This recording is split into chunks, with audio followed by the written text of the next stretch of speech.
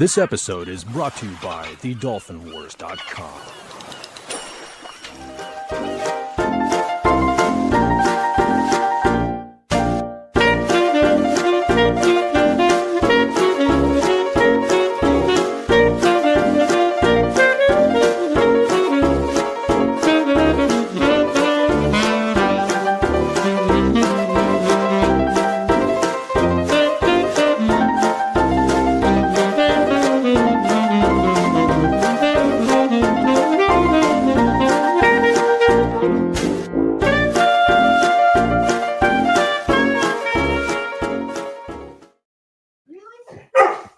And Agent Pepsi, you were right, as you can hear in the background.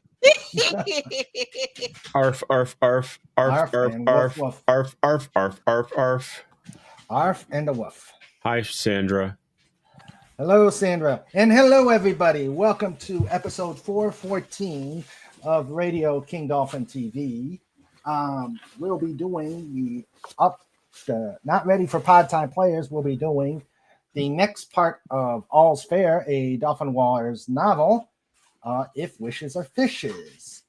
But before we get started, please, if you love all Radio King Dolphin TV, if you love interviews, if you love Just Cuz, please, as Legatus Legionise says, like, subscribe, chat, engage, and get put on the notification button. Plus, if you are so willing to, if you are so inclined, help out the channel here with, as FKHC says, this episode of Radio King Dolphin TV is brought to you by the tax agency of Snorty and Trike, who remind you to pay in super chats, stickers, or the tip link here. And Snort was trying to put it out there, but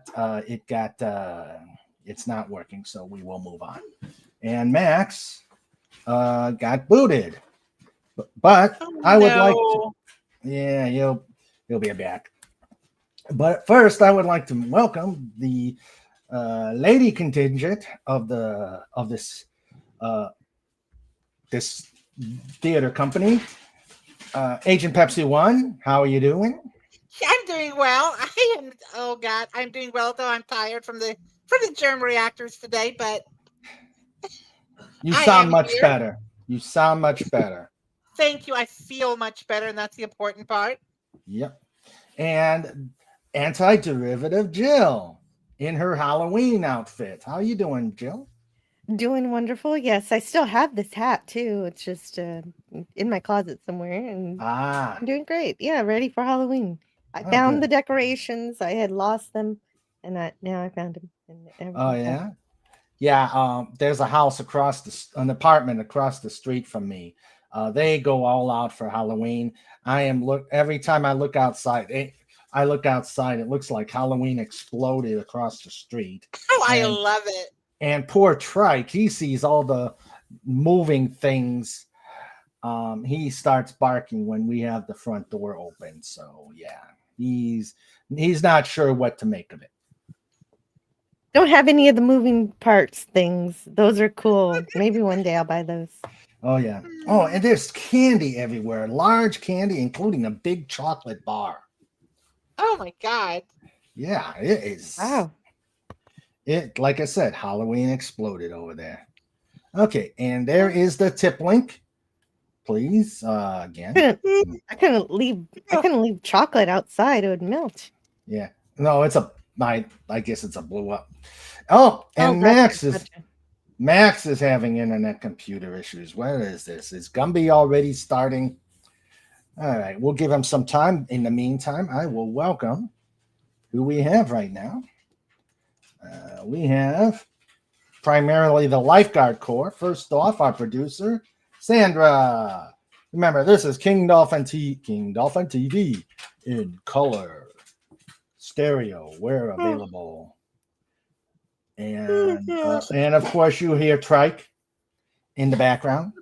As Agent Pepsi 1 says, he's probably going to give sound effects. We've got FKHC 2005. We've got Legatus Legion I. He's here. And of course, we got the biggest, baddest bear on the internet, Snortopoopus Cuber. Oh, Trike just said it. Trike just said Snortopoopus Cuber. Oh boy. All right. He is loud. Yes, he is. Very loud. He is loud. And his microphone doesn't help matters.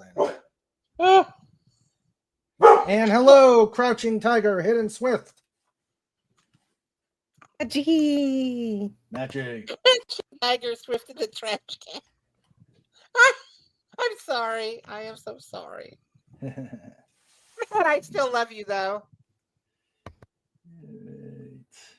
Right. Okay. Crouching Taylor, Hidden Swift. Matt G. Oh, Matt G would be such a better name. Yeah, Matt G is a much better name. And Snortopooper says Gumby lives. Yeah. First Joe had the internet issues, and now Max. Luckily, I had mine before the show. Yeah. Oh. She says, do not question. All right, let's see. Oh, there is no cussing tonight. What do you mean there's no cussing I'm tonight? so sorry. I took all your cursing parts. Huh? Took all of Agent Pepsi One's cursing parts the past 2 times. Yeah. Thank you. Max or Tim. Yeah. This is going to be this one's going to be interesting tonight. I am not cursing. No, I you're don't not. care what Snortopoopus had to say. I will not curse. All right. Yeah, okay. Okay. All right, we ready? Yes. My Okay. smoking It's Hal. is slightly on fire, but things are. Oh my. Okay, and there's Legatus. He's here. All right, this is the part 5 of All's Fair, a Dolphin Wars novel. The title of this part is If Wishes Were Fishes. And I am warning YouTube, there is some above PG stuff on this. Probably. Just Are we warning. talking about the intergalactic love making, Mr. Raymond? Yeah, some there may no, I don't think that's new stuff. There is no. Is this rated R17 or something? Yeah, I think it's R17. I love it. Okay, let's go. All right. We shall. All right. If everybody is ready, we shall begin. All right. Uh-oh. Oh, God, now what? Jill? I don't know. Jill? Hello, Jill. Hello? What's up? Jill? Your part. Oh, okay. I get started. Okay, we're getting started. And I didn't realize I started. I thought somebody was going to say part 5. Okay, sorry. If wishes were fishes. I'll start. Part 5, If Wishes Were Fishes. Chapter 42. Sensei was on the audio phone. Although he knew all his operatives intimately, he still preferred to use this means to contact them instead of the video screen.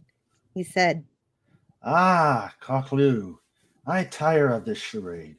We must prepare ourselves for the end game. I don't care what it takes and how many lives it will cost, but Taylor must die and this war must end. Cocklu, his beloved protege, answered, Hi, Sensei. Sensei, that would really be a New Year's present. We must ensure that the entities survive. That is all that matters to me. Of course, my love, they will. They are the key to our future expansion into the solar system. Soon, you will take over for me. Her laugh over the phone made his heart melt. Don't be silly, my beloved sensei.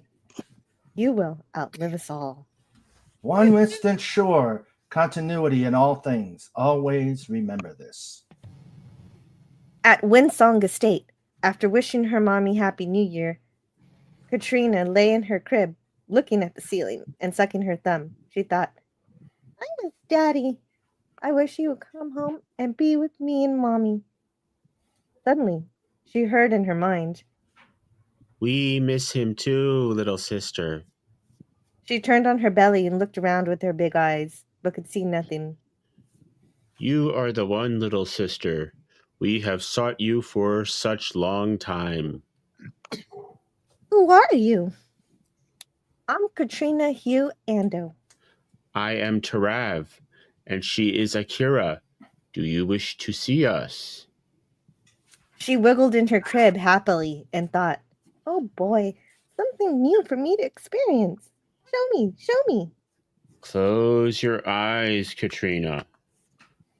She responded, and they revealed themselves to her. They were two silver and white dolphin forms, floating in the air. She sat the beauty of their forms and cooed. Pretty fishies. Mommy lets me play with them when we go swimming. Triav laughed and said, No, no. Although our earthborn brethren are close to us, we are Akai. We swim the universe. I don't like Triav and Akai. I want to call you Fishy 1 and Fishy 2. Why? Sounds good to my little baby ears, and it makes me smile. She smiled coyly, and they both nodded their heads. Katrina, you and your daddy are in danger. There are people out there that, if they became aware of you and how you are connected to us, they can get to you and use you to control us. We do what we want and do not wish to be controlled. You need to trust our sister, Cock Lou. She will take care of you and your daddy. She asked, who is Cock Lou? So they showed her to the image, which scared her. She cried and bawled the whole night. Tina could do nothing to console her daughter. Jan spent the new year in his office working on paperwork. He would have loved to fly, but with only 4 devil rays and no spares, he had to ensure that all his crews had the opportunity to fly. Besides, he grumped to his Master Chief, a commander has to do more than fly, because a squadron fights by not by fuel, but by not by fuel and weapons, but by paperwork. As Jan signed the 15th paperwork of the day, he heard a knock on the door. He said, Enter. Amy Taylor came in and said,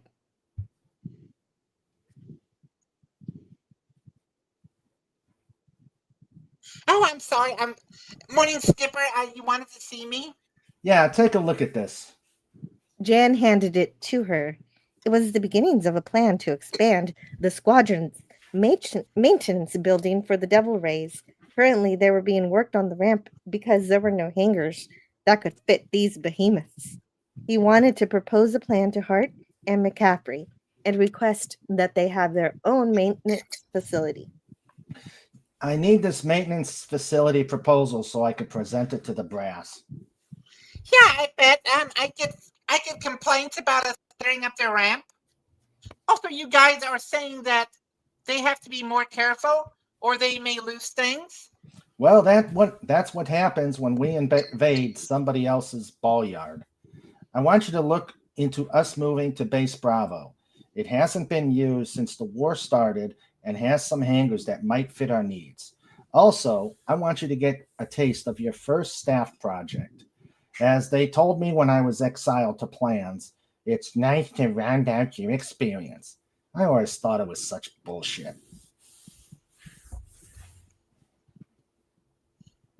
Amy took it and said, Yeah, certainly, sir. The only limiting factor may be the runway size, but I'll look into that. Is that all? Well, as you know, we don't need too much runway for our planes. But that's all. Dismissed. As she turned away, he said, Amy? He stopped when he saw the shocked expression on her face. What's wrong? She stammered. Sir, I mean, this is the first time since we met that you called me by my name and not by my call sign. Well, things change. You stepped up and are a fine crewman. I'm proud of you. She blushed and looked down and said, Thank you, sir. I mean, that means a lot coming from you. I will have this proposal to give you the first thing in the morning. Good. He grimaced and started to rub his temples. Damn headaches. Something wrong? Yeah, it's these damn headaches. I usually only have them when I go through the Bifrost Bridge, but that's been weeks now. These images are now strange. It's almost if I could see my daughter crying her eyes out. I saw the flight surgeon to see if he could give me something, but he says it's probably better that I take it easy and not fly for a week. That's why you see me doing this paperwork. I swear, if I see one more order form for paper, toilet, I will cheerfully kill somebody. She laughed and said, Tell you what, sir, why don't you go to the fitness center and work out? Oh, that sounds good. Jan rose. He didn't talk to anyone, and he wouldn't say anything to this clone about his suspicions that Katrina was trying to contact him. For one thing, he never considered that any mental communication between the two of them could reach this far into space. Secondly, he still didn't trust Amy with things about his private life. He still didn't know what to make of the fact that she seduced Tina just after he left for war, and that she knew so much about Lorena. Yes, Lorena was going to kill him. But with some unknown part of his powers, he not only prevented that before it started, but persuaded her to love him as much as he loved her. As they walked out, he said to her, Tell you what, when we're done, why don't you present what you have on the plan tonight at dinner in my quarters? About 2000 hours. Aye, sir. Chapter 43.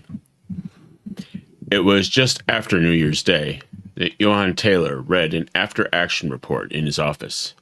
He turned red as he reviewed one of his Death Spear ships was destroyed in an engagement with an enemy carrier battle group. To date, the SDF had not been able to beat them. The Icarus battle group was a fluke in his mind, and only proved that a warrior and his late daughter was and just what a warrior his late daughter was, and justified what he did in her past. He said to the cloaked woman sitting in his office, absently filing her fingers, admiring them, and said, "What the hell do they have? My death spears are unbeatable. A mere carrier battle group should be able to not be able to do any damage, much less destroy it." Perhaps they can now. Well, find out what they have. I have a lot of faith in you, woman. Of course, my love. I won't let you down. See that you don't, Cockglue. The woman left the office and he continued his work. Later, in the daily sweep, the technician from the Martian Secret Service was reviewing per Taylor's orders. One thing he noted in the log was that Taylor had been talking to himself yet again. Later in the evening, Jan and Amy met in his quarters. His dad arranged for him to have a portion of his home converted for Jan's use. Jan had his own suite of 3 bedrooms.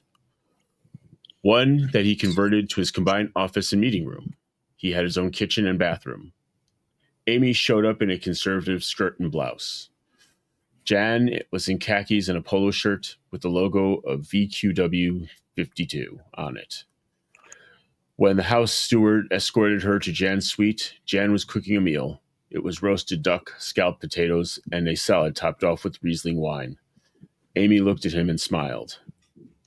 I forgot how much I enjoy cooking. I learned on one of my grandfather's ships when I was a deckhand. It was so good that Grandpa sent me to a friend's hotel to hone my skills. You should try my lobster thermidor. People swear by it, but I don't eat it. That's right. You still keep kosher? Yep. Jan handed Amy a goblet of wine. They worried since I was in training for the Olympics that I would eat too much, but I burned through the calories quickly. Of course, I felt pain, but always recovered quickly. Amy said. That was an excellent dinner. I won't be able to eat for a week. This was a peace offering. I want to tell you that I regret the way I treated you when we first met. You didn't have a choice. Do you know who did this to you? She shook her head and said, All that I know was that my handler was a cloaked woman known as Chuklu Lee. What's that pronounced, Lloyd? Koklu. Koklu, okay. The Weeping Willow. I've heard of her, but I thought she was a legend spread by Spins. Spins was the feared Earth government's special intelligence service. Yes, pretty name for such a sadistic bitch. I would kill her if she didn't have a hold on me. Jan said nothing and then changed the subject. Okay, Amy, so what did you come up with on our new base? That base will be perfect for our needs. It was an old civilian transport base until 5 years ago. Because inside the SDF had no use for it, I took a look at the facilities. Strangely enough, the base was kept in pristine condition. It will be no problem moving it. No problem moving in. The maintenance hangars will fit our ships, and there are enough hangars for the Devil Rays. You know, the runway is short, but as you know, we don't need much of it. Much of the runway. In my opinion, it meets our needs. When do you estimate that we can settle in? Yeah, just in a few days. So you suggest we take it over? Yes, sir. Just as I thought as well. I want you to brief Flight Div and the wing command staff tomorrow. I already have the meeting set up. Then you'll be project officer for our move. You seem to be sure that we will move. Well, Commander, one benefit of living with Flight Div 3-1 is that I already know his wishes. The Admiral, and I quote, get those whales off my flight line so I can have real fighters use my base. They both laughed. Jan remembered how easily Lorena laughed. He put that memory out of his mind. Suddenly, he grimaced with another migraine headache.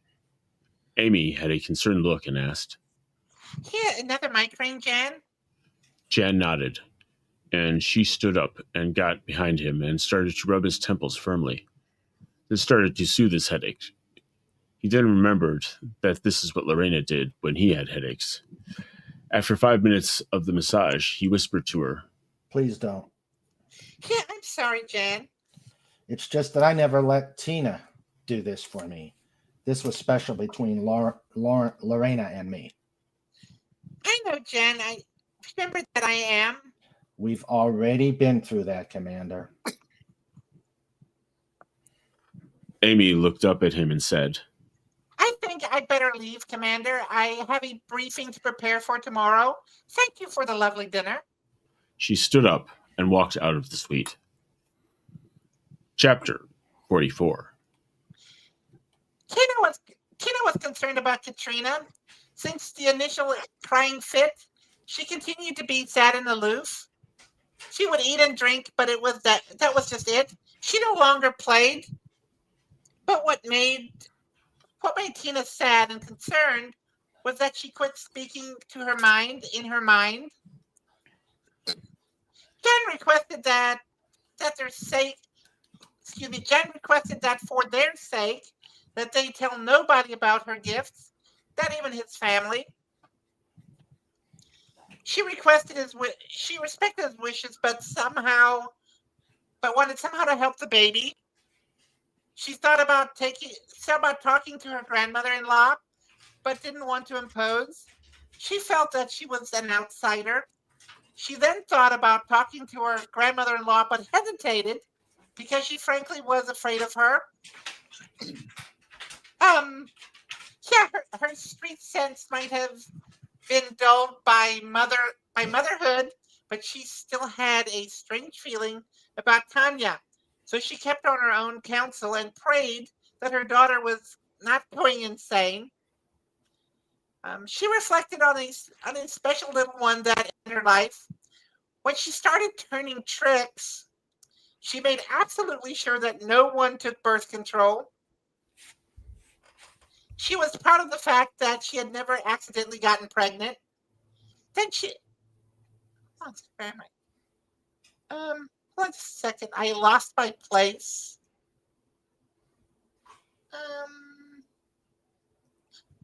Okay, never accidentally gotten pregnant. Then she met Jan, and despite what she told him, she became pregnant. And for the first time they had sex, she thought it was impossible. But then within a week of conception, she heard in her mind, "Hello, Mommy. When can I meet Daddy?"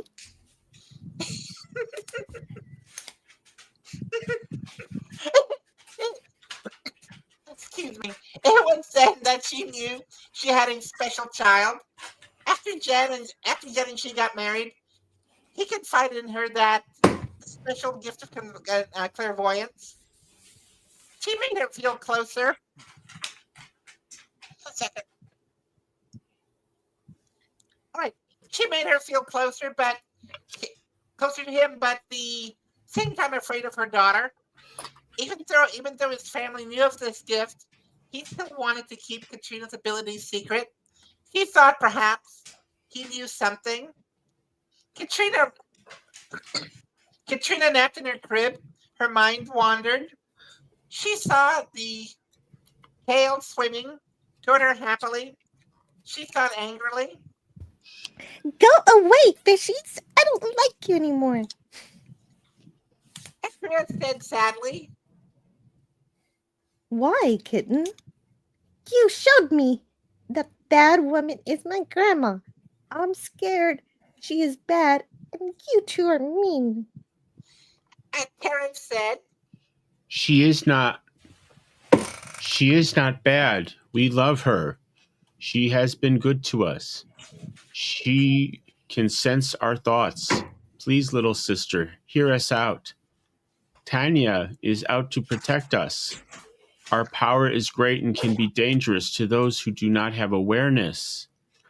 We are fragile and can be used for bad reasons. We trust our sister. We trust your father, and we trust you. And now we must tell you that this war is bad. It can hurt us. Katrina sniffled. "I don't want you fishies hurt."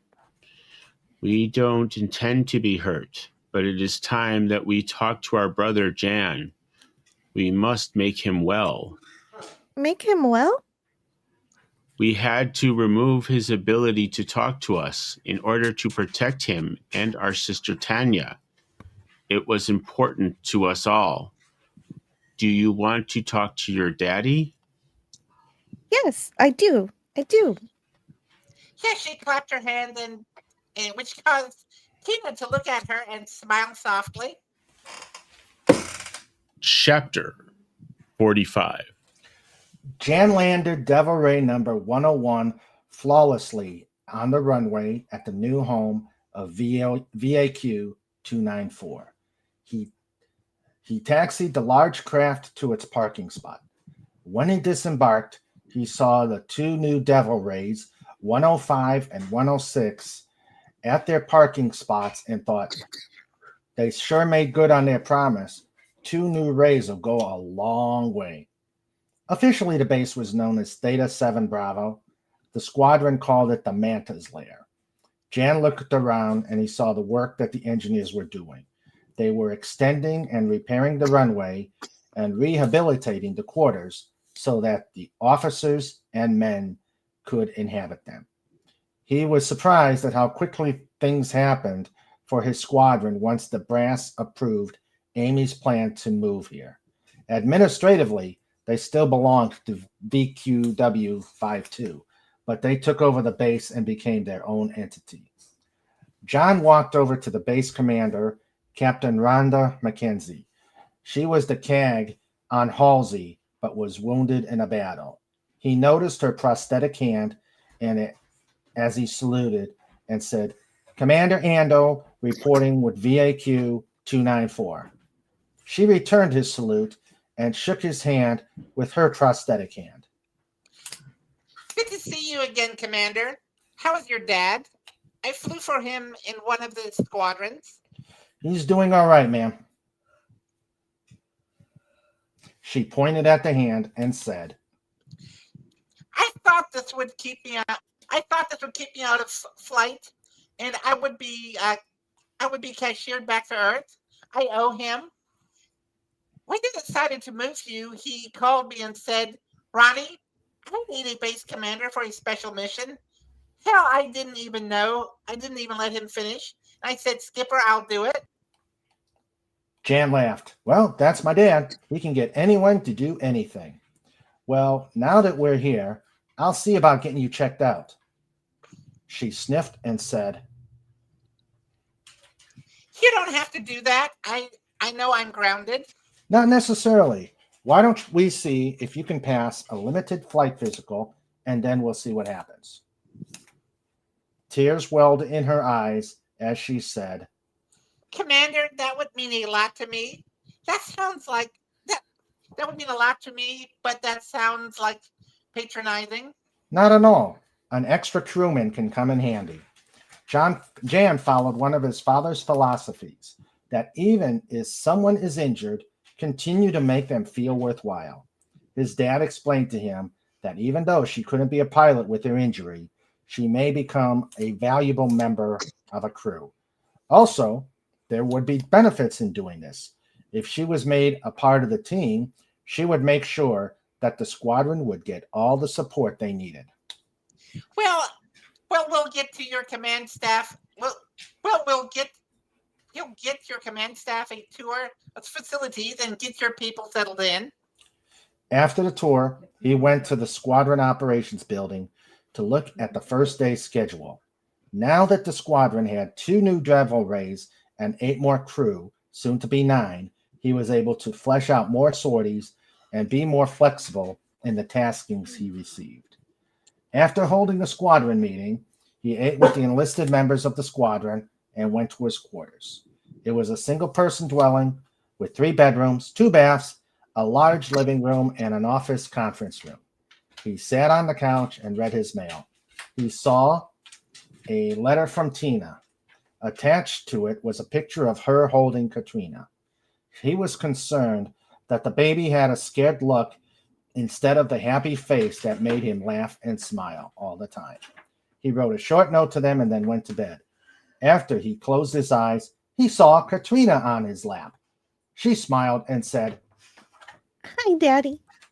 Shocked, he said, Kitten, how? The fishies helped me. Fishies? What do you mean? Concentrate, Daddy. They said if you think hard enough, you can see them. If you can see me, you can see them. Confused, Jan cleared his mind and concentrated. Slowly, the line started to resolve into 2 beautiful dolphins floating in the ether. He concentrated more and shouted happily in his mind, Tarav, Archaea, I know you 2. I remember. Katrina clapped her little hands and shouted, Yay, Daddy! I remember talking to you when I was in Mom's womb. You did something to me. It was you trying to talk to me as I entered the bridge. Archaea said happily, Jan, it is time for you to remember there is great danger in the future. Jan had a rush of thoughts as the memories flowed through his mind. Aldrinopolis, the moon, November 21, 25. Why is the moon always this cold? The tall and handsome Oriental man mused aloud in Vietnamese, his native language, as he waited at the bar.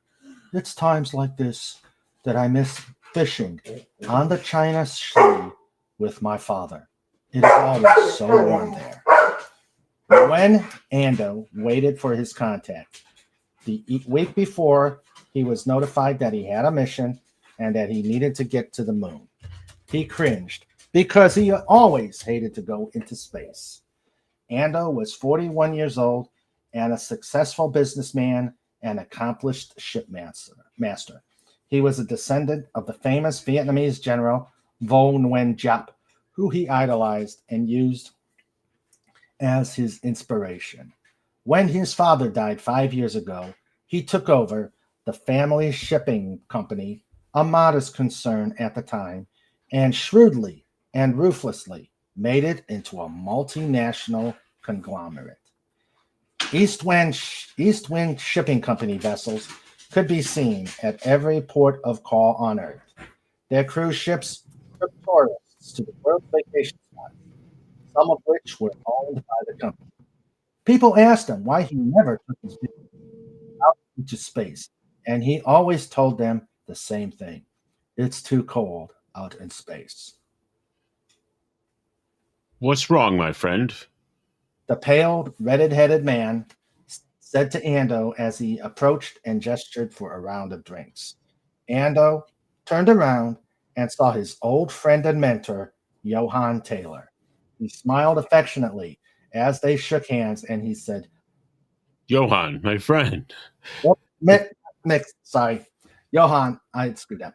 Johann, my friend, it is always the same thing. It is too cold out here in space.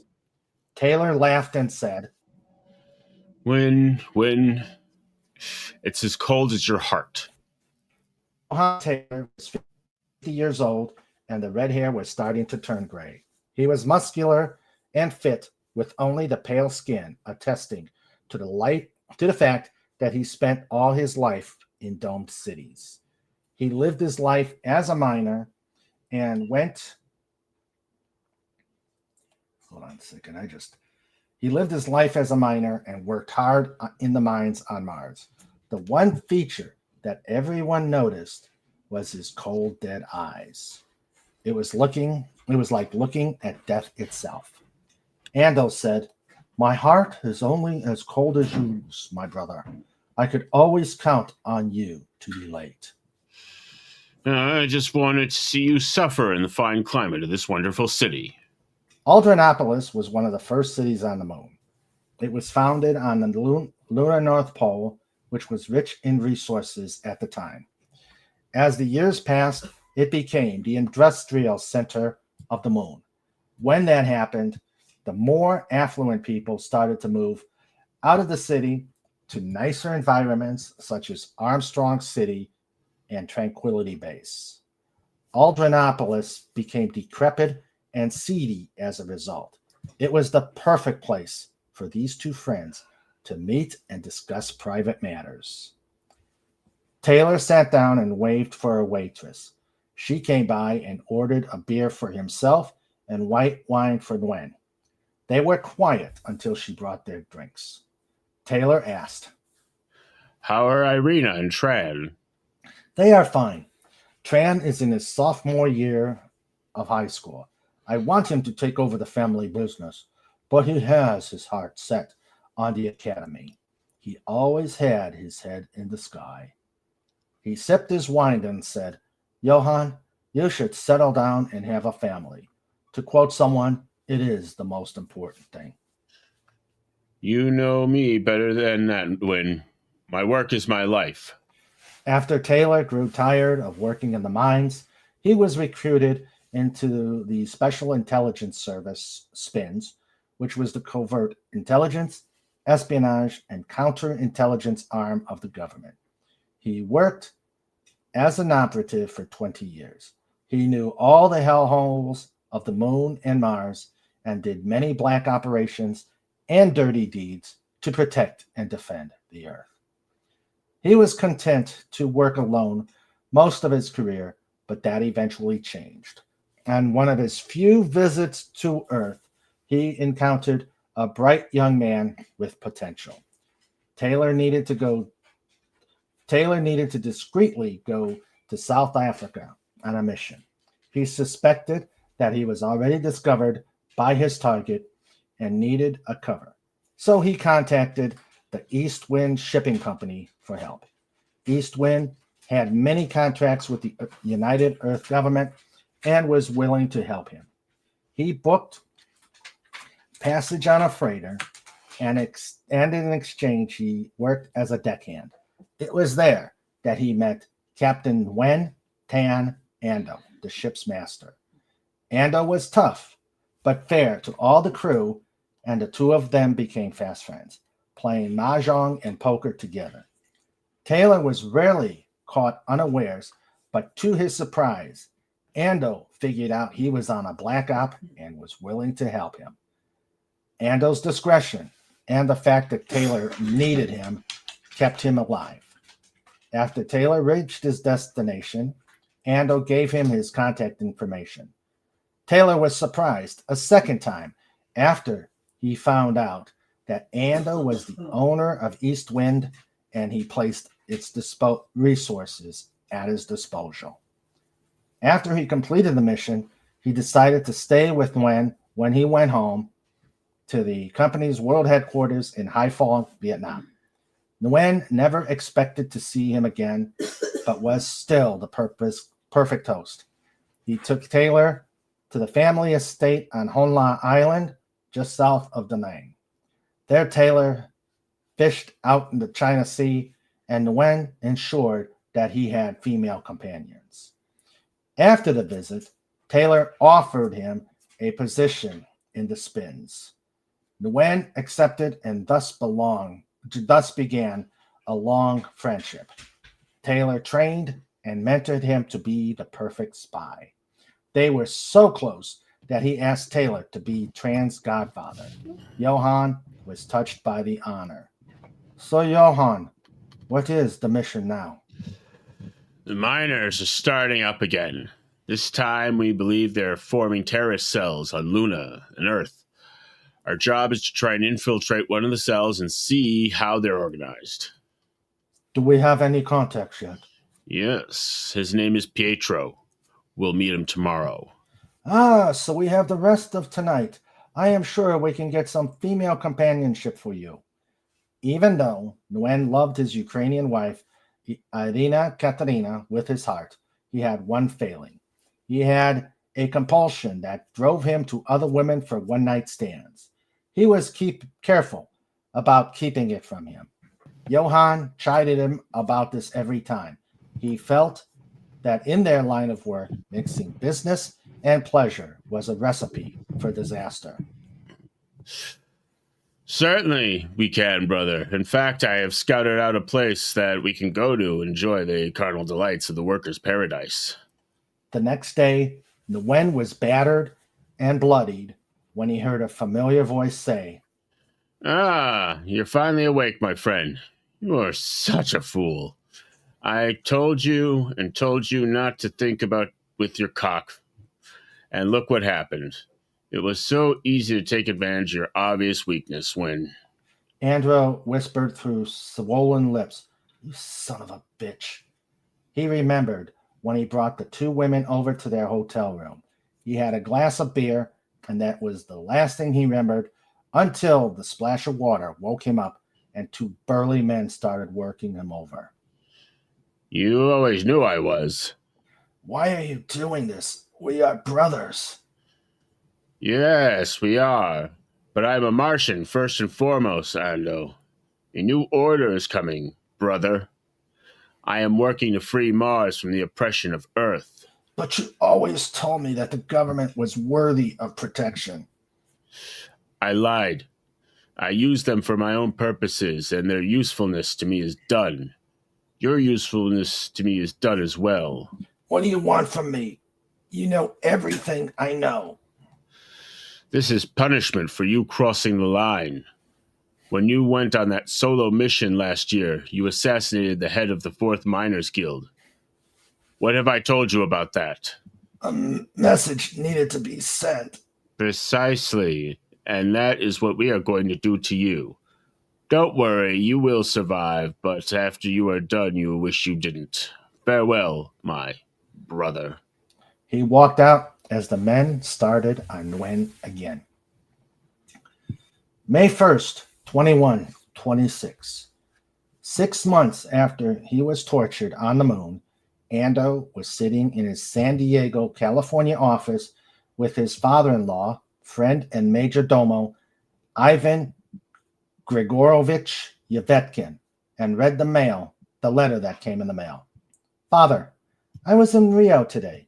The cruise is just what I needed to get over Mom's death. I am working as a deckhand. Captain Kagi says if I keep it up by the end of this cruise, I could be eligible for my shipmaster exam. He's tough, but fair. He says he broke you in quite nicely and was proud of you when you received your rating.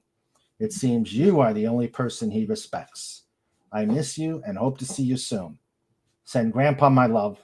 Love you, Tran. Nguyen laughed and handed the letter to him and said, Tran is a boy of few words, Ivan. That he is, Commodore. He is like you in that respect. Yes, the selective mind wipe seems to be working. After his attack and the death of his wife, he insisted that Tran's memories be wiped selectively to remove any trace of Taylor. Ivan argued it may be counterproductive, but Nguyen felt that he may figure out what happened and go on his own quest for revenge, which went counter to his own plans. All memories of Uncle Johann were wiped. Now to business. Is she here? Yes, she is, Commodore. Listen to me, Nguyen. I saw her file. I don't think you should trust her, Nguyen. Whenever Ivan just used Ando's name, it was because he seriously wanted him to consider what he said. And she is very young. You always said the young ones are deadly. But look at what she has done. She is only 18 and is already an accomplished killer. Her father trained her well, he snickered. Remember how she smacked Tran when they first met? She almost took his head off. Ivan smiled and nodded. I never saw Tran so angry. It took you and I 3 days to calm him down. I knew then she had spirit and potential. Why do you think I had her father, Stefan, train her? She will be very useful. Somehow I have a feeling about her. Nguyen rose painfully from his chair. Since that day on the moon, his life was never the same. His so-called brother, Johann Taylor, not only had him tortured, but he was beaten, assaulted, abused, and as the final indignity was castrated before they discarded him, barely alive, in the streets of Aldrinopolis. He was sure that Taylor took great pleasure in that, and that was not all. The bastard knew his weakness for women and decided to take that pleasure away. When he returned home, he found that his beautiful and loving wife, Irina, was taken away and later found dead on the beach. He found out that she was assaulted, killed, and mutilated. Fortunately, Tran was away at school, or he would have suffered as well. He told his son that she had been attacked by sharks. He hated to lie to him and do a mind wipe, but he had no choice. He always wanted his son kept away from the dirty things he did for spins. As a result, he was less than thrilled that Tran wanted to go into the academy. That was too close for comfort in his mind. He hoped that this cruise would help him decide to stay in the family business. He put his son out of his mind as he went into his office. He often used the San Diego home to interview future spies. He was not getting any younger and wanted to find a protege. He was disappointed at many of the prospects so far and despaired that he would ever find anyone. Nguyen looked at the young woman standing in front of his desk. She was dressed in a black pantsuit that hung comfortably on her body. Although he knew her since she was a child and was always called Uncle Nguyen when he visited, he always thought she was an enigma. She was exotic looking. He was always attracted to the round-eyed women from the Mediterranean. She had long brunette hair and large hazel eyes that seemed to alternate between looking dead and being able to look into one's soul. She had the look of one who worked on the land and loved it, but she also looked like one who took care of her body. His mind wandered and thought about what he could do with a girl such as this. For the millionth time, he cursed Johann Taylor for what he did to him. So, my dear, it's been a long time. Yes, Uncle Nguyen. Your father gave me some favorable reports and recommended you highly. So tell me, why are you here, Ms. Tanya Levy? You are so young, he thought, and so beautiful. He sighed longingly. Well, Uncle, I thought I could either stay in my kibbutz and get married and have a big family, or go to college or to the academy. None of those appealed to me, so I decided to do something that would make a difference. My father gave me another option and referred me to you. He spoke to her in Hebrew. He told you what I do. She answered to him in Vietnamese, surprising him. Yes, sir. You are only 18. That's what gives me an advantage. Because I'm young, I do not have any preconceptions or bad habits that need to be broken. I see. There are always things that need to be broken in order to be reborn in one's image. He rang a bell, and two burly men came in and pulled her away. She strangely did not resist, but only smiled with contempt. An hour elapsed, but the men did not emerge from the interrogation room. He became concerned. The only way this would take a long time is if they got a little too rough with the subject. He called for Ivan, and they walked over to what he euphemistically called the playroom. He said to Ivan, "My friend, it will be a pity to dispose of these two men. They've served us well for some time." Yes, Commodore. However, they know it's their job to test and break the subjects. We cannot help that most of the subjects are so fragile. Ando found that women recruits had to be treated hard to see how strong they were. They either survived or they didn't. Those who survived this phase became excellent agents. Those who could not take it either died or were physically and mentally scarred and had to be disposed. He said, "True." He opened the door and saw an amazing sight. He was seldom caught by surprise, so he was shocked to see that she was kneeling in the room with her eyes closed, weeping. Both men were on the floor. Their appendages and necks were in unnatural positions. There was no blood.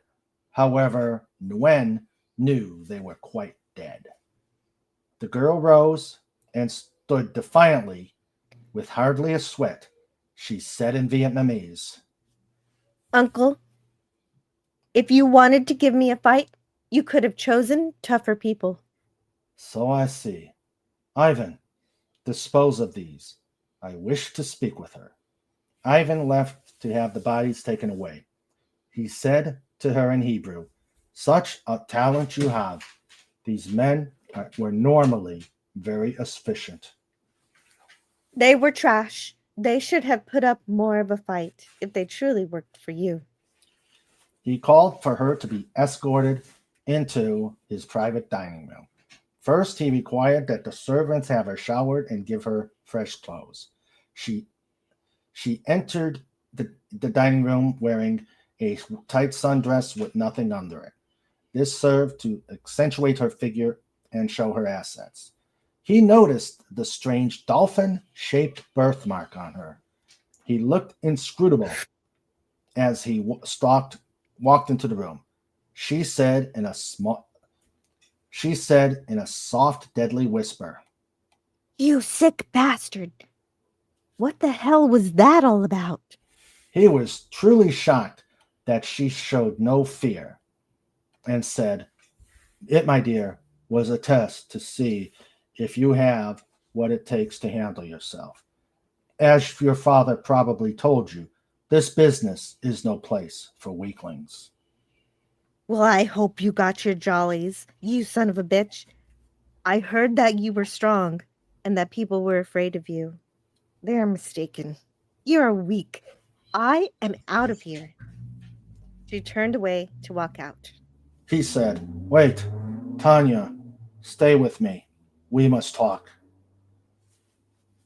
She stopped and sat in the chair he'd set for her.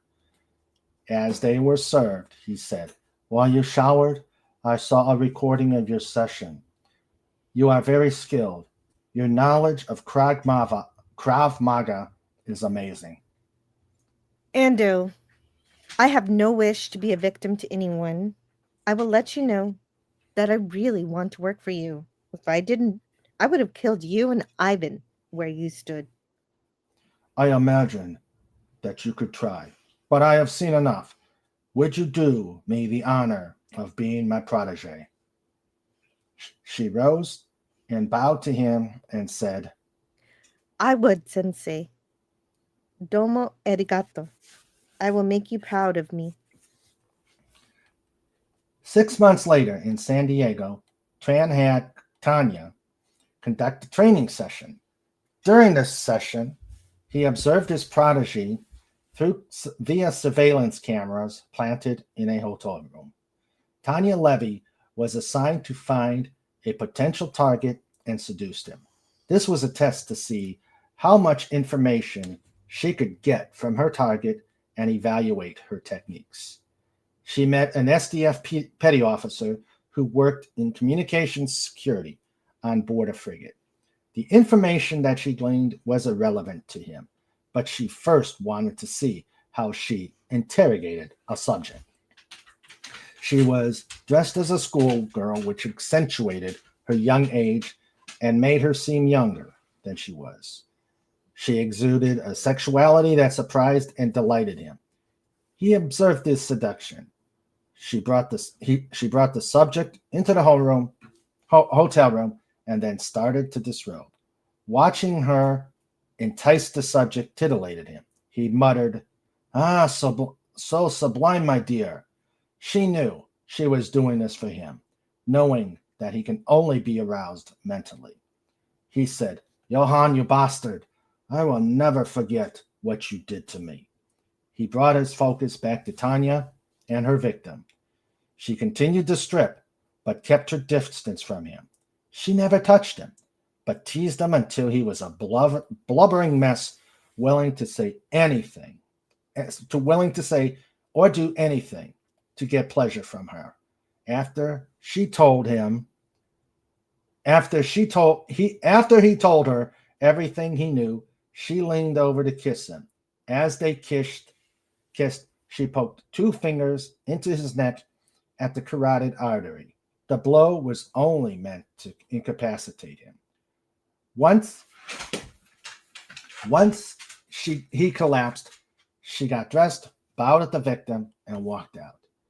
As she left, she waved at the camera. This elicited a laugh from Gwen. Ando was at a shipping conference in Toronto, Ontario, in March of 2128, when Tanya came into his office and bowed to him. He nodded, and she started to disrobe. When she was nude, she sat in the large couch in front of him and idly looked at her hands.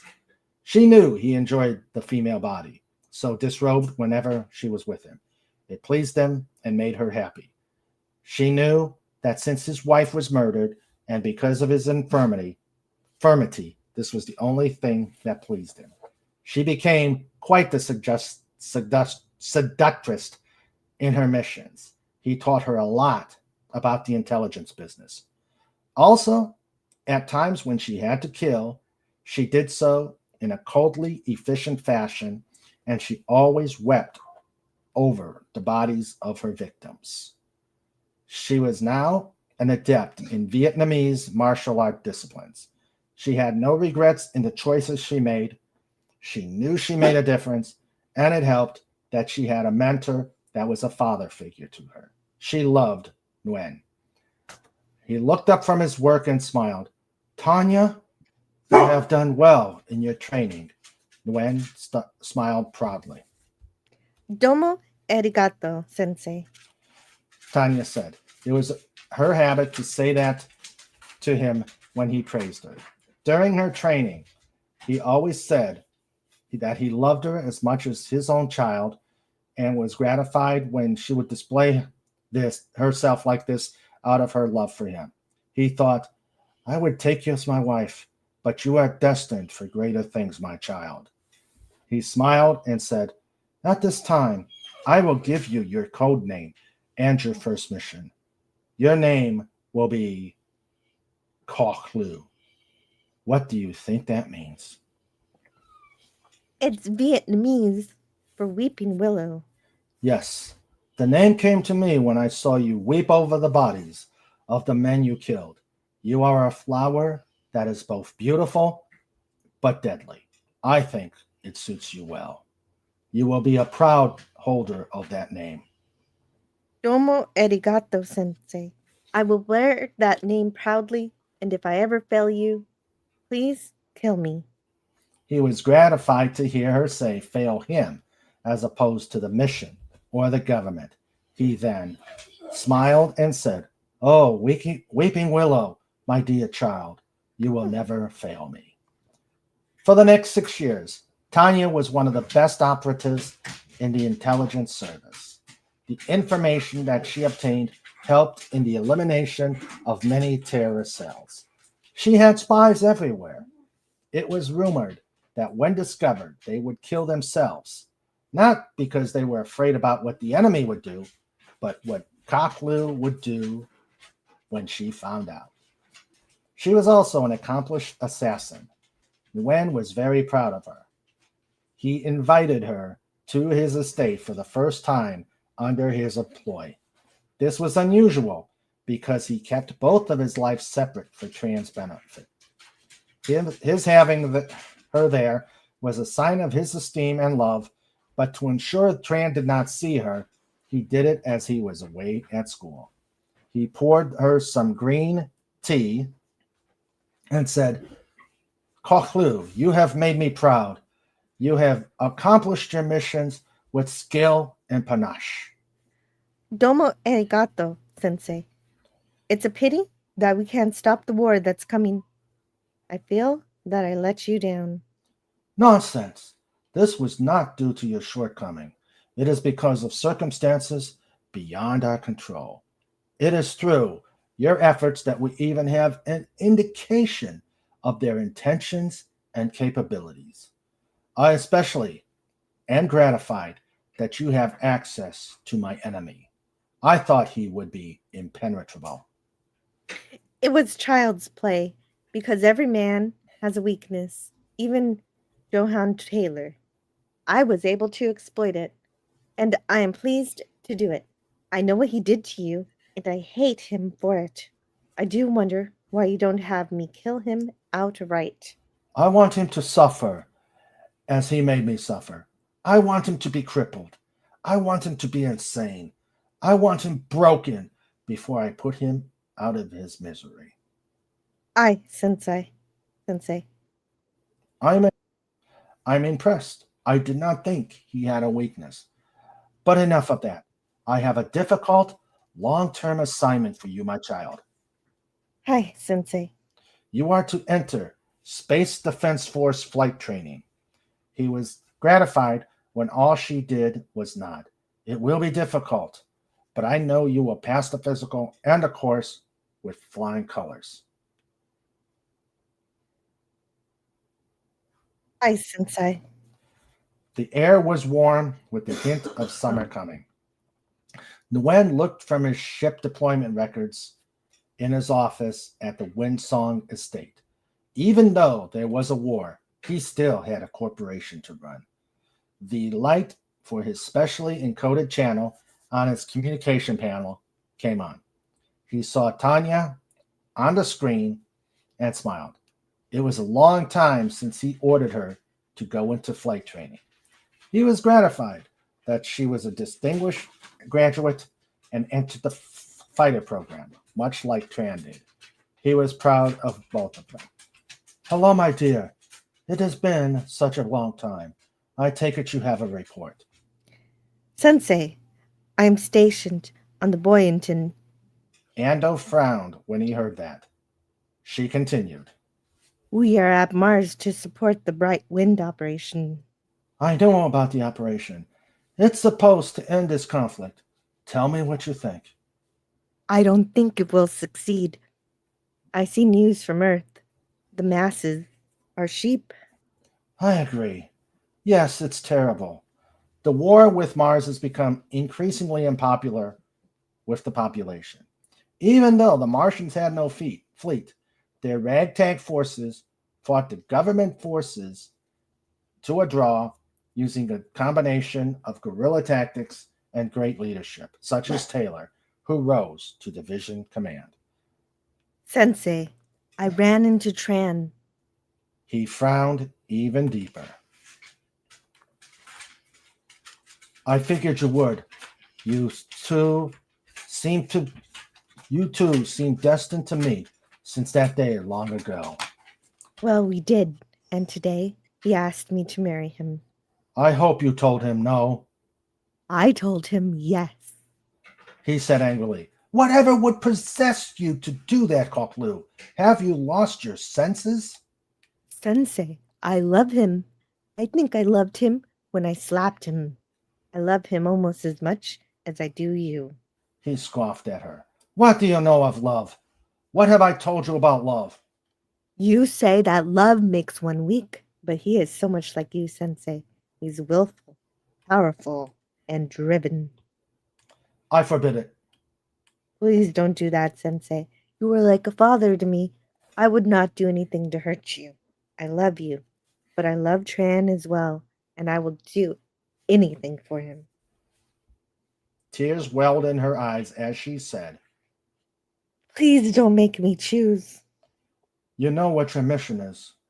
Yes, to destroy Johann Taylor. Rest assured, I can do that because I know where he is. Then very well. You have my blessing. Make Tran happy. After that conversation, and after the first launch, she went to the Combat Information Center, CIC, on that fateful day, January 8th, 2136. As Tanya walked in, a crewman handed her a note. She said to the current operations director, Sir, I have to take this. Can you please handle the launch? After the COD acknowledged her request, she went to a secure room. She said, Levi, channel 190, secure. When it was acknowledged, she said, Koklu is here. Koklu, this is Wrangler. The mag sorry, Max. Koklu, this is Wrangler. MAG has launched its assault craft to the target. Has the strike force launched? We are launching currently. Do you have any information for me? Yes, there is a trap waiting. Consider this an order. You are not to do anything or warn anyone. Tanya was shocked and said, Our forces will be destroyed. What do you say in response to a direct order from a superior? She hissed. Aye, aye, sir. The channel was turned off, and Tanya wiped a tear as she walked back to the CIC. She entered the CIC at the time that the air boss came on the intercom and said, "Ready to launch." She took her seat next to the current operations director. It was her job as combat operations monitor to monitor the flight status of the squadron's aircraft and be able to assist in flight emergencies. She was able to track the craft up to the time when they had to turn off their IFF equipment. She put her finger on Ando's identification as he took his formation. She sighed and whispered, "Did you know about this, Sensei, before our conversation? Well, let's get to work." Suddenly, she saw in her mind gray smoke and silhouettes of men running around a building. "Please assist me. I'm trapped." "Who are you? And why are you in my mind?" "Please help me. These nets hold me and torture me. I am dying. They want me. They want more than I can give them. I need freedom." Tanya then saw an image of a dolphin-like creature kept in a chamber with green mist around it. The creature was badly wounded and seemed to be dying. The image then changed as the stars winked away and showed the other planets of the solar system and beyond. "They want this before they are ready." Then he said an unintelligible word, and the image went away. Her face looked in rapture as she saw the beauty of the creature. She was dazed until one of the crewmen asked, "Pam, are you okay?" Brought back to the present, she nodded and asked herself, "What was all that about?" She returned to the task at hand. There were 2 aircraft that returned to the ship. They did not declare an emergency, so she didn't take any action and just monitored the situation.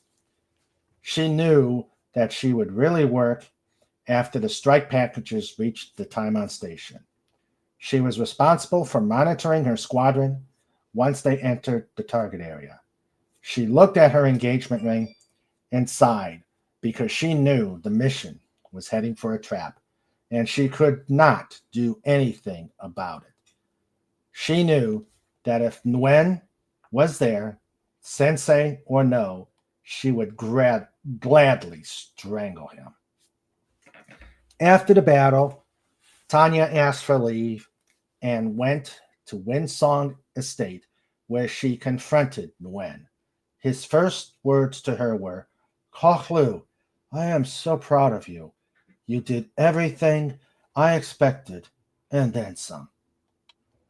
"Actually, it was Tran who did it. I had nothing to do with it. I'm still angry at you for that message you had sent. You know that Tran could have been shot down and either captured or killed.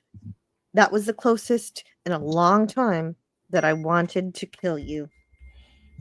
I planned that message so that Taylor would be lulled into a false sense of security. I knew that either you or Tran would have succeeded. I knew my son is an accomplished pilot and would do well. He then said mockingly, "I hear that poor Lieutenant Colonel Taylor was badly maimed in the bombing attack." "Yes, he lost an arm and a leg. He deserved more." "That is nothing compared to what he took from me, my daughter. Perhaps one day I will subject him to your tender mercies, but that is for another time. You will be a worthy successor." "What are you talking about, Sensei?" "I am going to retire from the field. I am going to concentrate on the family business. East Wind needs me more now than ever since Tran is a war hero." Tanya laughed. "You will never retire until you are long buried. Besides, Tran asked me to marry him, and I said I will.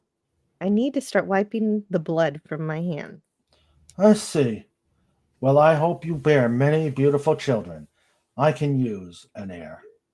2 years after the conflict and the signing of the Milan Accords, Nguyen and Ivan flew to Tel Aviv to attend the wedding of his son Tran to his protege Tanya. Per her request, knowing how much he loved the water, it was a beachside ceremony. Tran previously reintroduced his fiancée to him. Nguyen was amused that his son was unaware that she was as close to a daughter to him. Nguyen walked along the beach with his daughter-in-law. He said, "I always remembered how beautiful this country was, Tanya." Not as beautiful as Vietnam. I love the jungle better than the desert. So, Tanya, my daughter, now that you are part of the family, what will you do? I will follow Tran in his career. You can consider this my resignation. After all, what can Taylor do when he is so crippled? Be careful what you say. Remember, Koklu, that what I always say about karma. After they married, he did not see her for some time. But Tanya came back during transship duty. She lay on Nguyen's couch wearing nothing but a smile.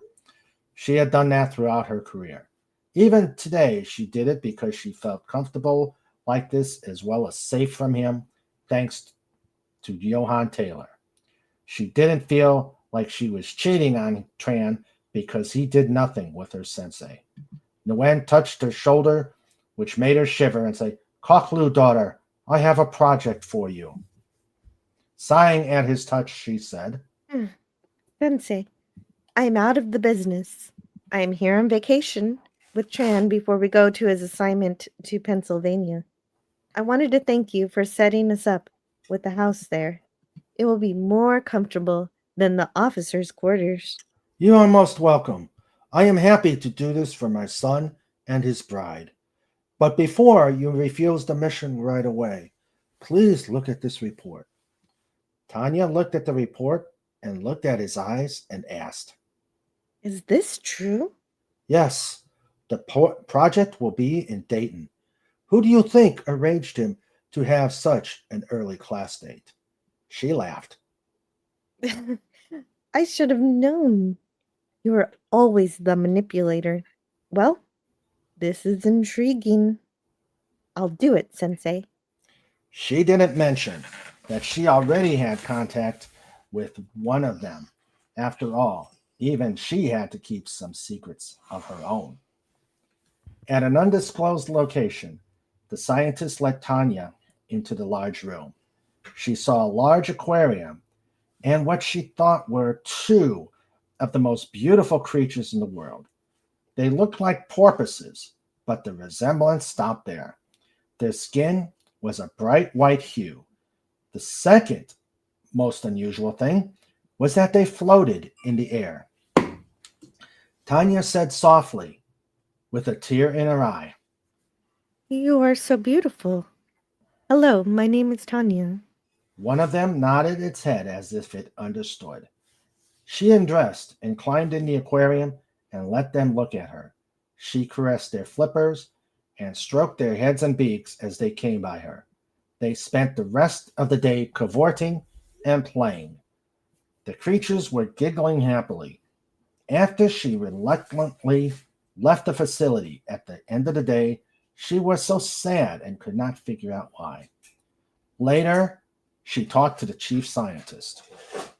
I know they are intelligent. I just wish I had a way to communicate with them. He said, We found them at Taji. It was as if they were honoring the dead from centuries ago. We call them the entities, for lack of a better term. I may have a way to talk to them. Come with me. He led her into a room with a medical examination table. Next to it was a test tube filled with greenish fluid. When we first met the entities, I took blood samples. We found that the blood and DNA is compatible to human. It's amazing. The punctures healed rapidly. We know they communicate telepathically, but we're not able to find anyone willing to undergo this procedure. Until we found you, there was no one they even trusted. They trust me? Yes. You are the first one that they had any type of interaction with.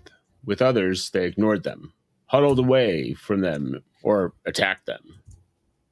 I see. I'll do it. The procedure only took a few minutes. A hypo of the green fluid was injected into her. She was dizzy and felt warm and slept for a day. After she was examined and it was determined she had no ill effects, she disrobed and walked back into the chamber.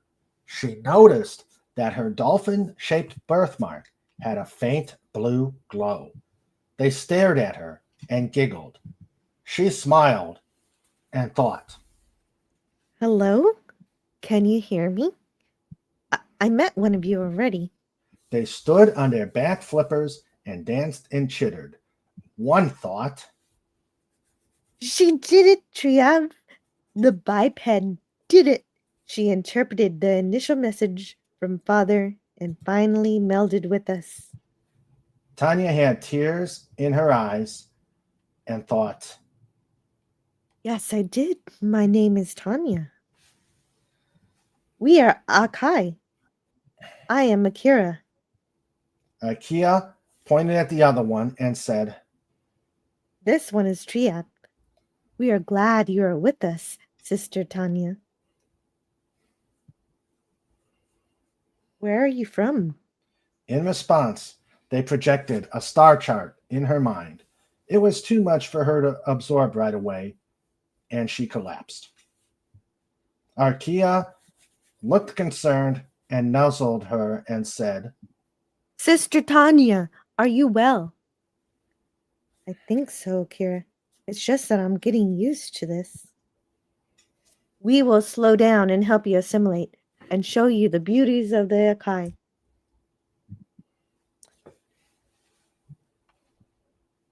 She kept coming there and talking and conversing with them. Arkia said, It's time for you to learn the first gift of the Akai. Concentrate on your true form. My true form? Yes, we are the Akai. We hold different forms, but we have the bodies that the Creator, blessed be she, gave us long ago. This biped form that you have may not be your true one now that you are one of us. Concentrate. She closed her eyes, and the birthmark glowed yellow, and then slowly, but surely, she transformed into a jet black dolphin. The two did flips and chittered happily, but all she could say was, Oy vey. A year later, Tanya walked into the aquarium. She was disrobed, and her pregnancy was very well along. The entities danced happily when seeing her. They gently tapped her belly with their beaks as they spoke. She then transformed and swam with them. Arkia said, Triab is here, our sister Tanya. Hello, Triab and Akira. I am pleased to see you again. We see you are not alone. We detect another presence. Yes, meet your brother Jan. Greetings. Who are you? Tarav said, Such a wonderful mind. You should be proud. You should be proud, Sister Tanya. I am amazed that as soon as he was conceived that he would talk to me. That is our way when another is involved. Tanya nodded her head in understanding. As you both know, there is much about me that he does not need to know. Why, Mommy? Were the things you did bad? Brother Jan, our sister Tanya has done things she needed to do. We love her, but we agree that you should not know these things. When it is time, we will take care of you. Mommy, no. I don't want to forget. I love you as well as Tarav and Arkia. You must, baby boy. This is not only to protect you, but to protect Mommy. I understand, Mommy. Will I still be able to talk to you ever again this way? No, baby, but you will learn to use your gifts in time. She had tears in her eyes as the Akai touched her belly with their beaks, and a slight glow washed over her, and Jan's voice became quiet. Tanya whispered, I'm sorry, baby boy. A day after Jan received his commission, Nguyen laid next to Tanya's body. Since her contact with the Akai, she became more comfortable in being nude. You are aging gracefully, Koklu, my daughter. Domo arigato, sensei. I always wonder if it was the treatment that did it. You are aging well, too. Liar, I am always in pain. I have to keep in shape in order to hang with the young pup pilots. Even though I'm in the reserve, those jets keep me on my toes. I was very proud of Jan. You two raised a good man. I am also interested that Taylor's daughter is so enamored of him, despite your training her. Well, as you always tell me, Sensei, it's karma. She looked pensively. I'm just worried that his gifts will cause him pain. Well, my connections kept that out of his files. It will be just seems like how do you pilots say has situational awareness? Tren, bless his naive heart, calls it intuition. I want to speak to the Akai one more time before we head to the new assignment. That is not possible. They volunteered for Project Bifrost. So they are going on with that, huh? Yes, they feel like with the entity's help, it is possible to complete the project, and it gives them more access to humans to sate their curiosity. I'm still not sure that exploiting them in this way is a good thing. But you yourself have convinced them that it is good for them and for us. But they are a race of peace, and this could be used as a weapon of war. This is an unusual comment from an accomplished assassin and spy. Sensei, I want to monitor their progress. Tran told me that he was offered either CAG of the Sijan carrier, Strike Wing, or the EXO of the Electronic Combat Wing 5-2. Where are these two assignments? The Sijan is in Luna space, and 5-2 is at Thunder Base. What did you tell him? Nothing yet. I think he wants the CAG position, but he is deferring to me. And this is bad. Why? You know, this could further our plans. Yes, it would. However, I feel like I need to monitor the progress of Bifrost, as well as how they treat the entities. You are becoming too attached to the creatures. If I am, Sensei, it's your fault. You made me one of them. As you know, I have the capability of being in two places at once. I would like to stay here, on the moon. I could monitor the entities and continue my relationship with Taylor. You will be so busy, you won't notice my absences. I agree. You can tell him you want him as the CAG. Who knows? He may be the Carrier Strike Wing commander. Hi, Sensei. I will keep in touch, my father. And I hope you will, my daughter. He kissed her passionately, got out of bed, and limped out of the room. The first thing Jan said after the vision ended, "Oh, mother, what have you done?" "You are right, Arkia. There is great danger coming." There were 14 manta rays flying to Bifrost. In the lead ship, Captain Tanya Ando was sitting in the BMO station. As it headed to the entrance, she frowned angrily. And that is the end of the part. If wishes were fishes.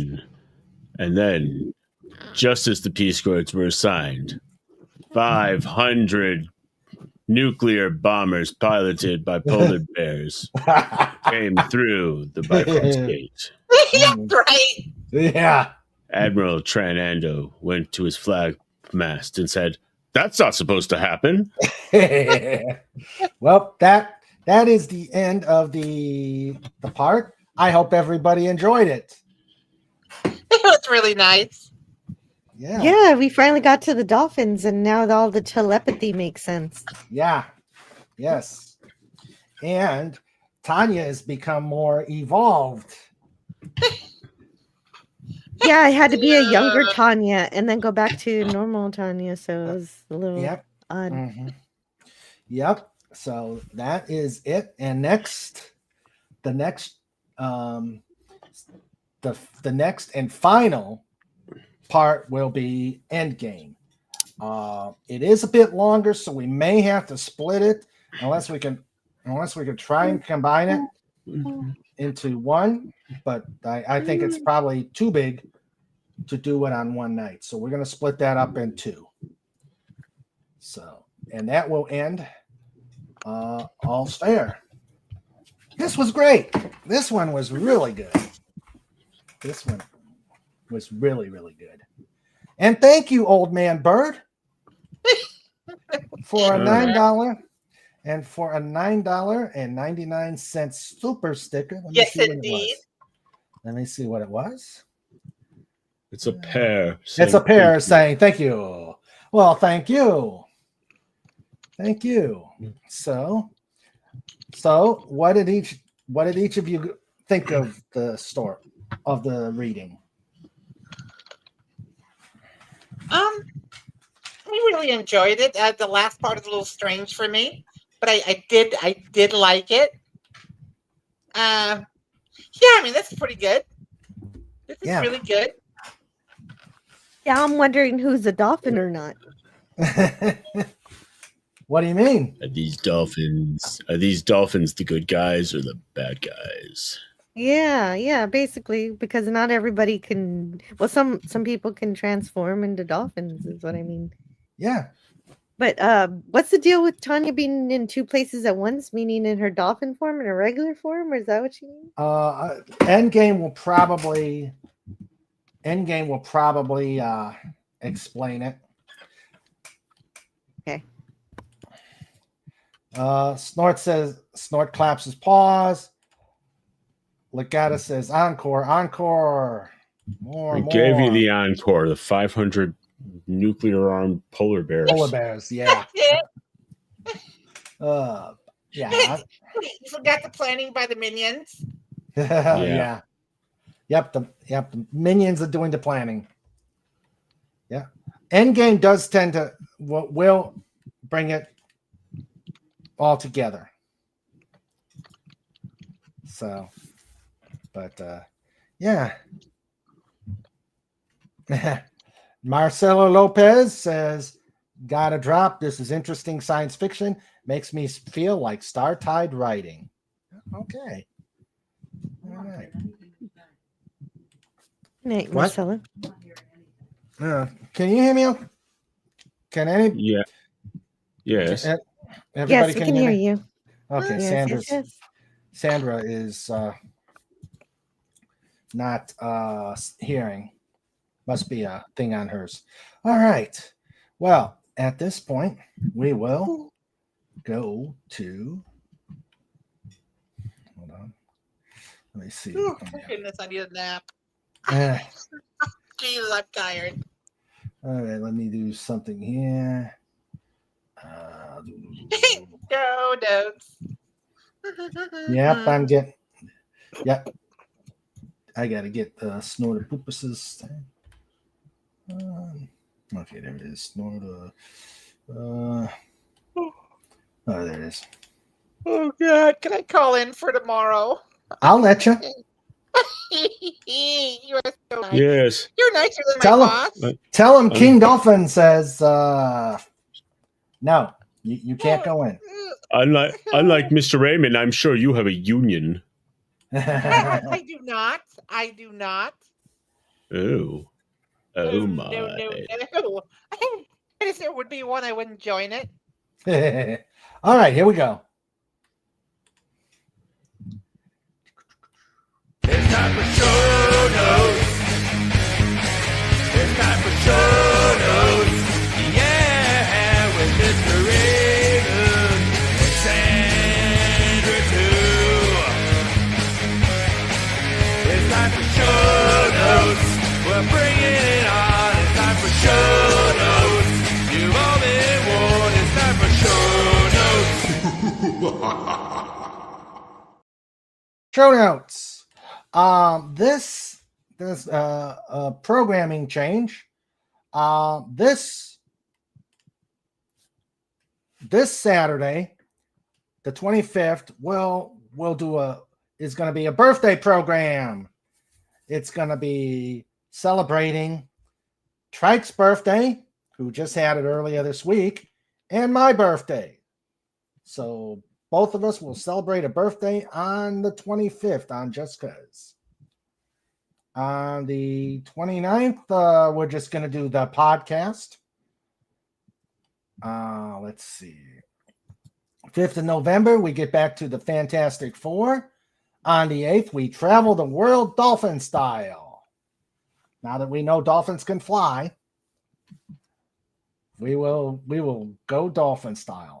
On the 12th will be our Veterans Day episode. I am working on a special guest. I still am working the logistics on that. It's going to be kind of interesting. On the 19th, we will do Endgame Part 1. And on the 26th will be Thanksgiving Eve. We will do a Thanksgiving Eve show. And Just Causes will be on Saturday throughout the week. Special note on this Saturday, besides the birthday, I will be doing a signing event at a local Halloween spooktacular. So wish me luck. Wish me a lot of book sales. And that is it. And if we need it, we will do Endgame part, the final part of Endgame and the final part of All's Fair on December 10th. So, okay. But again, I'll talk to you. Please stick around in the back room so we can talk about the next part real quick. I won't keep you guys long. So let's thank everybody who has been here. We had Crouching, Taylor, Hidden, Swift. We had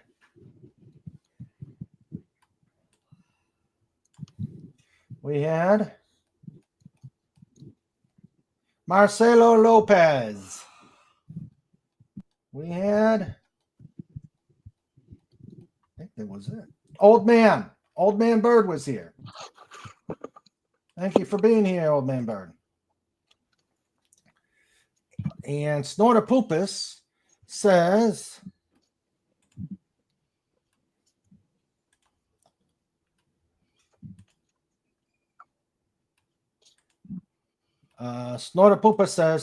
take care of a human, dolphin, doggo, Dalek, ferret, eagle, hedgehog, and kakapo. And what? TM, a wholly owned subsidiary of the dolphinwars.com. And that is, here is a kakapo. Ugliest critter I've ever seen in a while. We can't see it on the screen. Yeah, I just shared it. Oh, there it is. Oh. That's a fat bird. That looks like an owl and a parrot had sex. and then had a baby. Ah. Ah. Yeah, that Looks like it's covered in moss or something. yeah, it does. It looks like it's covered in moss. All right, let's see.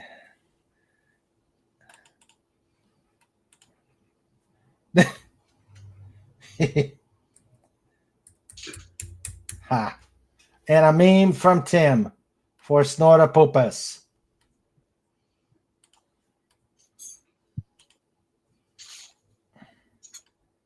All right. Relocation of dangerous polar bear in Canada, September 70. Oh no. Oh no. All right. So we will now thank the Lifeguard Corps. We had our producer, Sandra. We had Trike, as you heard. We had FKHC 2005. We had Legatus Legionii. And finally, we had Snortopopus, Cuber. Oh, I've got a meme for you on Saturday, Snort. You're going to love it. So that's everybody. And I would like to thank Jill for your amazing rendition of Tanya. Yes, you're welcome. I'm glad I can read. It's a lot of fun. And the story's getting good, too. Yeah. Yeah. And now we're getting to the finale.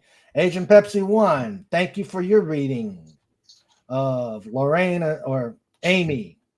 It's Amy now. Okay, she stepped away. Max, thank you for doing your readings. You make a great Johan. I was using an AI voice.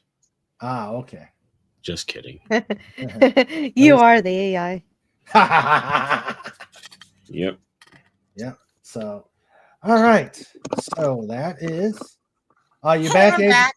Okay. Thank you again for your reading, Agent Pepsi 1. You did really good. Thank you. All right. So, and I'd like to thank everybody for listening. And again, guys, real quick in the back room. Okay. All right. Wait, in the bathroom? No, the back after stick around after I shut down. Okay. My voice. Bathroom. Oy vey. Oy vey. All right. So everybody have a good night. You take care. Be safe, and we'll see you Saturday for the birthday show. Night. Night.